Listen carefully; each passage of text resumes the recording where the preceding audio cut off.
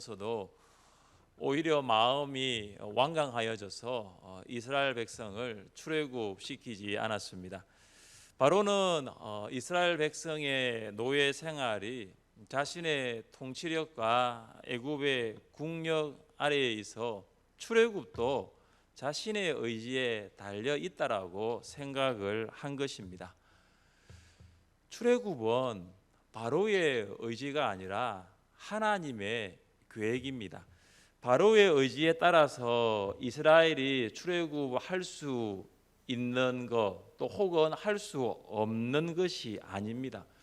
출애굽은 아주 오래전부터 아브라함과 맺은 언약 안에 있었습니다. 하나님께서 아브라함에게 자손을 하늘의 별과 같이 많게 해 주실 것이라고 말씀하셨지만 아브라함은 자녀가 없었습니다.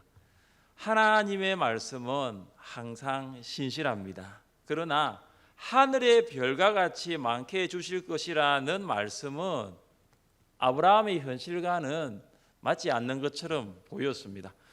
아브라함은 현실과 전혀 맞지 않는 말씀을 하신 하나님을 믿었습니다. 하나님과 그분의 말씀을 신뢰한 아브라함에게 주신 하나님의 계획이 있었습니다. 하나님께서 아브라함에게 말씀하셨습니다. 너는 반드시 알라. 내 자손이 이방에서 객이 되어 그들을 섬기겠고 그들은 400년 동안 내 자손을 괴롭히리니 그들이 섬기는 나라를 내가 징벌할지며 그 후에 내 자손이 큰 재물을 이끌고 나오리라. 하나님께서는 무자한 아브라함에게 한 계획을 약속한 것입니다. 아브라함의 자손 이스라엘 백성이 400년 동안 애굽에서 노예로 살게 되지만 하나님께서 이스라엘 백성을 출애굽하여 다시 가나안 땅으로 돌아오도록 하겠다는 계획입니다. 우리는 출애굽이 바로의 의지에 달려 있는 것이 아닌 하나님의 계획이라는 것을 볼 수 있습니다. 바로가 9번의 재앙 가운데서도 이스라엘 백성을 출애굽시키지 않았지만 하나님께서는 마지막 10번째 재앙을 통하여 마침내 출애굽 계획을 성취하려고 하십니다. 우리 함께 1절 말씀을 읽겠습니다. 여호와께서 모세에게 이르시기를 내가 이제 한 가지 재앙을 바로와 애굽에 내린 후에야 그가 너희를 여기서 내보내리라. 그가 너희를 내보낼 때에는 여기서 반드시 다 쫓아내리니. 아멘. 9번의 재앙과 마지막 10번째 재앙과는 차이점이 있습니다. 9번의 재앙에서는 하나님께서 모세에게 말씀을 하시고 또 모세와 아론이 바로에게 가서 재앙을 실행하였습니다.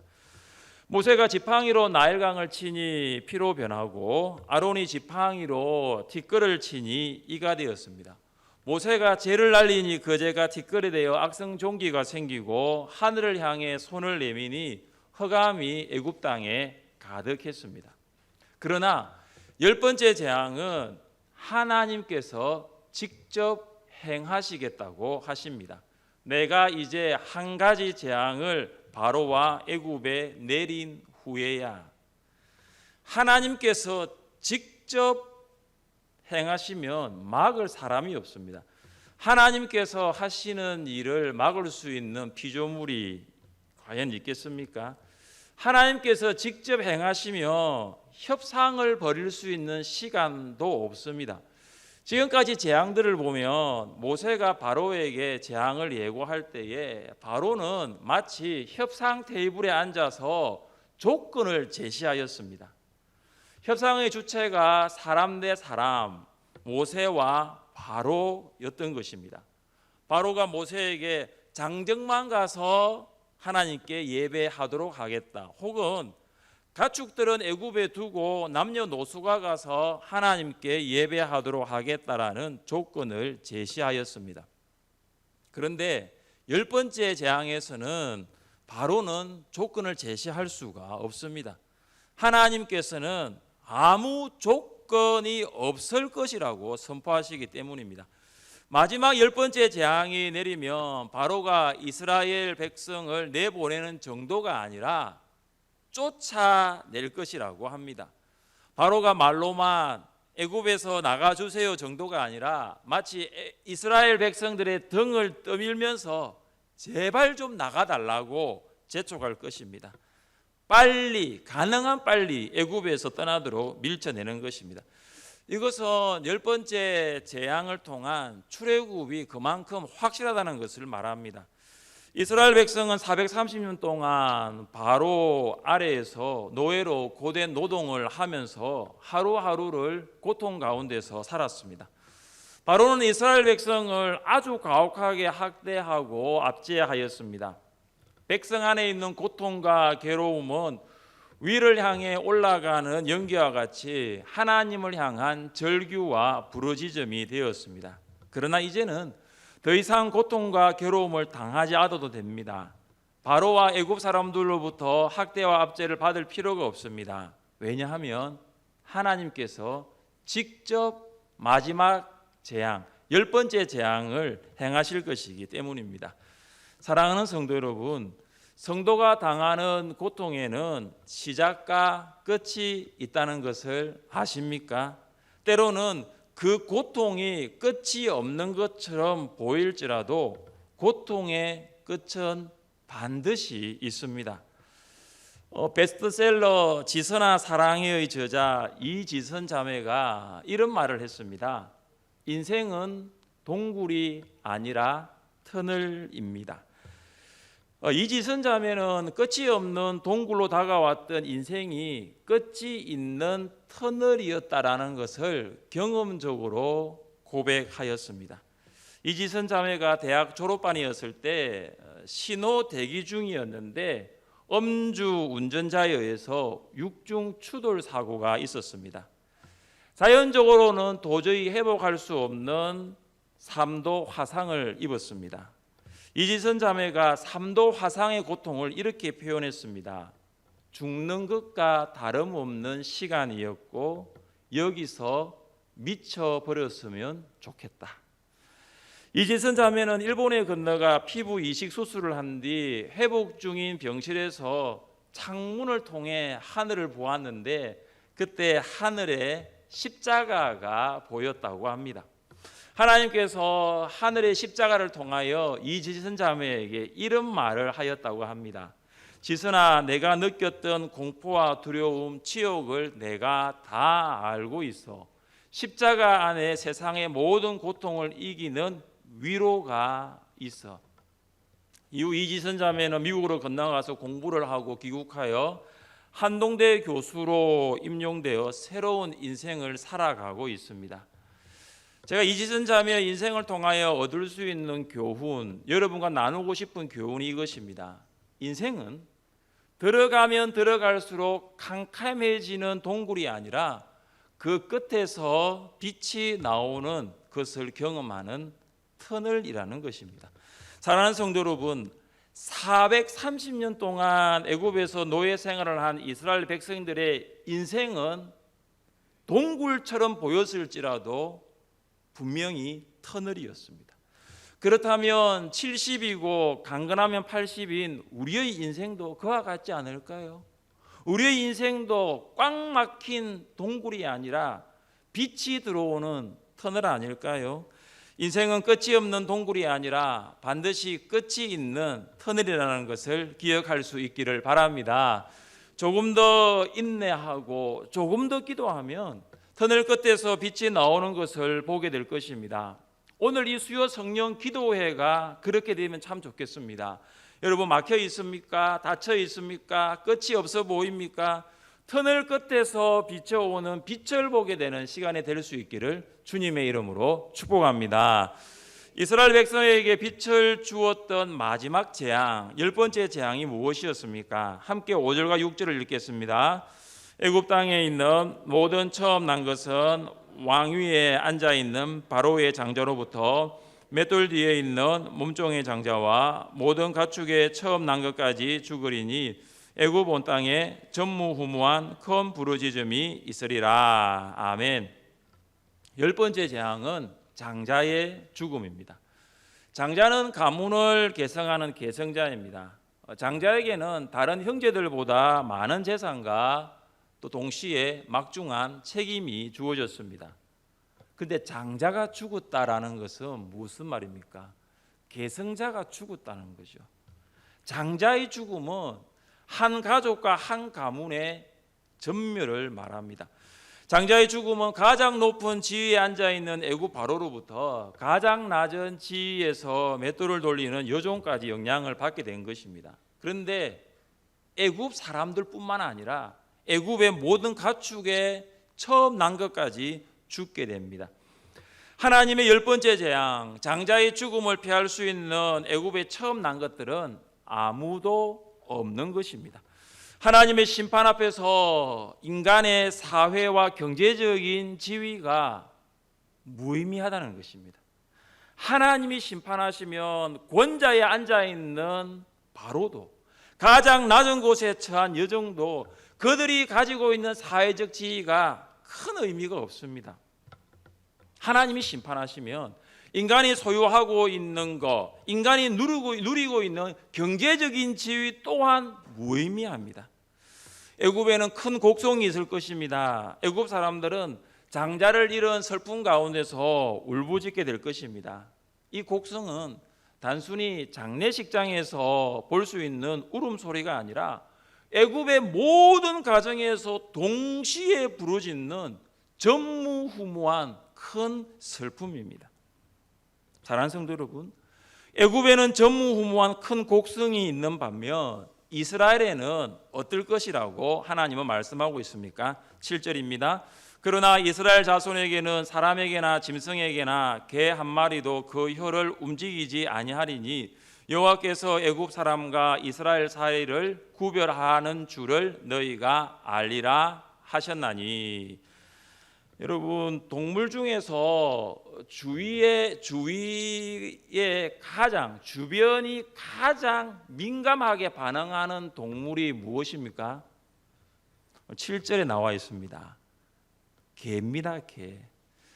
여러분, 개는요, 코가 보통이 아니거든요. 그래서 개코라고 하잖아요, 그죠? 이 귀 청각이도 보통이 아니에요. 그래서 청각과 후각이 굉장히 개가 발달해 있습니다. 그래서 어떤 일이 생기면 개가 하는 게 뭡니까? 짖는 거죠. 외부인의 발자국 소리만 들려도 좀 뭔가 평상시 못 맡았던 냄새만 있어도 짖기 시작하는 거죠. 근데 문제는 개 한 마리가 짖으면 온 동네 개가 다 짖습니다. 근데 오늘 7절 말씀을 보시면 이스라엘의 개들은 혀를 움직이지 않는다는 것입니다. 이 말이 뭡니까? 짖지 않는다는 거죠. 지금 애굽에서는 장자가 죽어서 큰 곡성 소리가 나고 있는데 그렇게 작은 소리에도 민감하게 반응하는 개들도 이스라엘 백성이 거주하는 지역에서는 전혀 짖지 않는다는 거죠. 무슨 말입니까?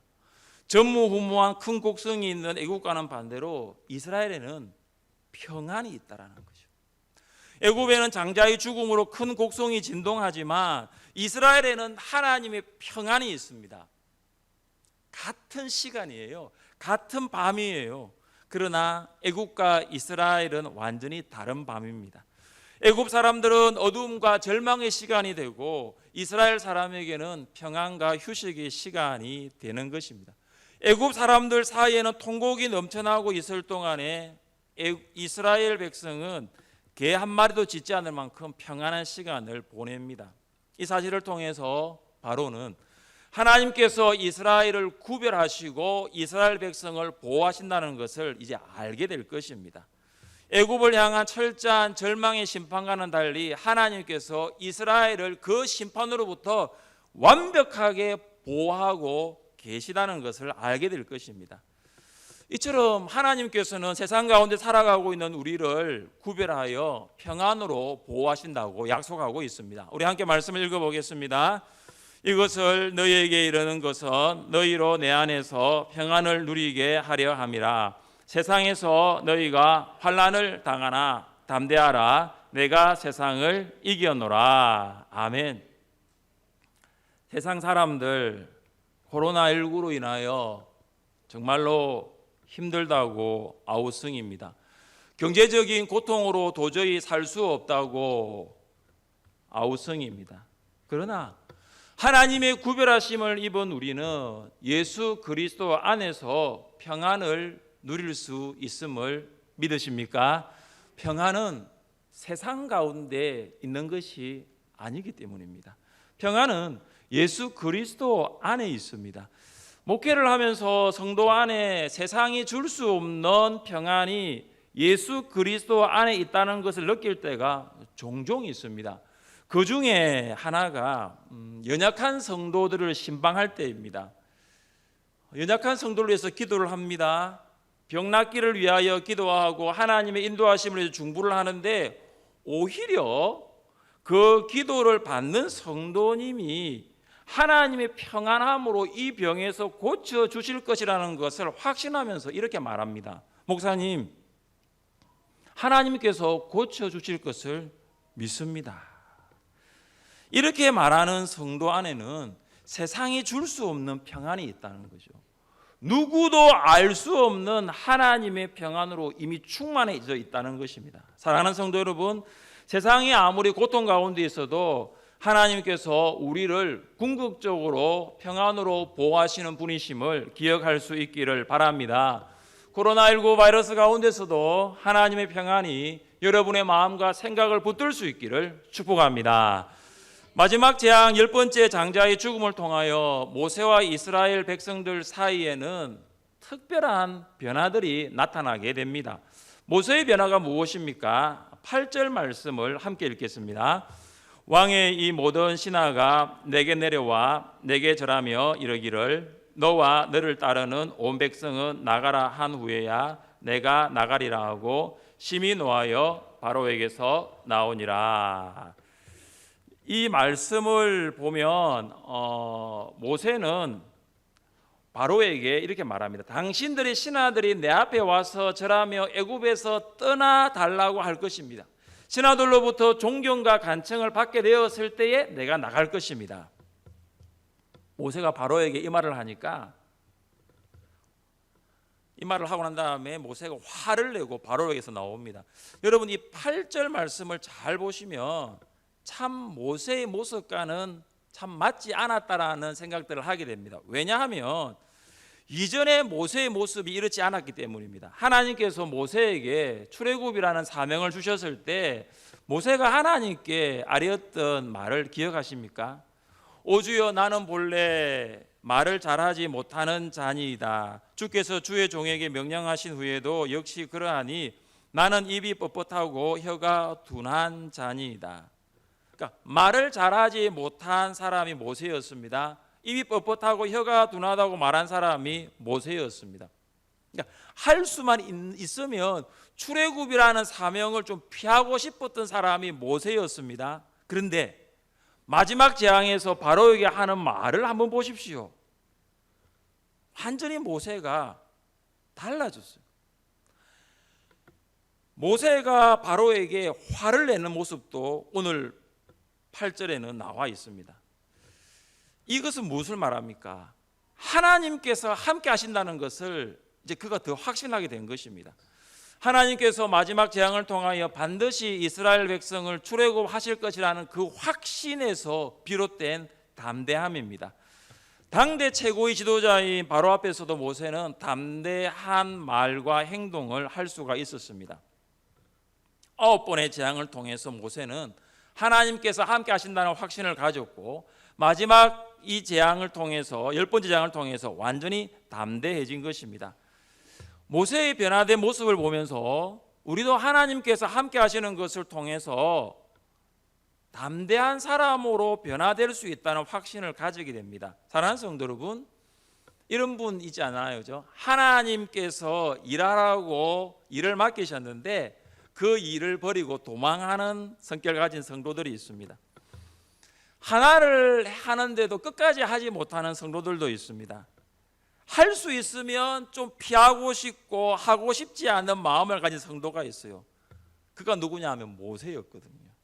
그런데 하나님께서 함께 하신다는 것을 알게 될 때에 하나님의 사람으로 모세는 변화되었던 것입니다. 하나님께서 변화시키실 못한 성도, 하나님께서 고치지 못할 성도가 없다는 것을 볼 수 있는 것입니다. 마지막 재앙을 통하여 이스라엘 백성들에게도 특별한 변화가 있었습니다. 우리 함께 2절과 3절 말씀을 읽겠습니다. 백성에게 말하여 사람들에게 각기 이웃들에게 은금 패물을 그 백성으로 애굽 사람의 은혜를 받게 하셨고 또 그 사람 모세는 애굽 땅에 있는 바로의 신하와 백성의 눈에 아주 위대하게 보였더라. 아멘. 이스라엘 백성이 애굽 사람들에게 은금 패물을 달라고 하면 그들은 줄 수밖에 없을 것이라는 약속입니다. 이스라엘 백성들이 나약한 패배자들처럼 도피하듯 애굽을 몰래 빠져나가는 것이 아니다라는 것입니다. 그들은 전쟁에서 이긴 승리자처럼 아주 떳떳하게 전쟁에서 이기고 난 다음에 전리품을 취하여 애굽을 당당하게 떠나가게 될 것입니다. 하나님께서는 애굽 사람들로 하여금 이스라엘 백성들에게 호의를 베풀도록 역사하십니다. 이것은 아브라함에게 주셨던 하나님의 언약의 성취입니다.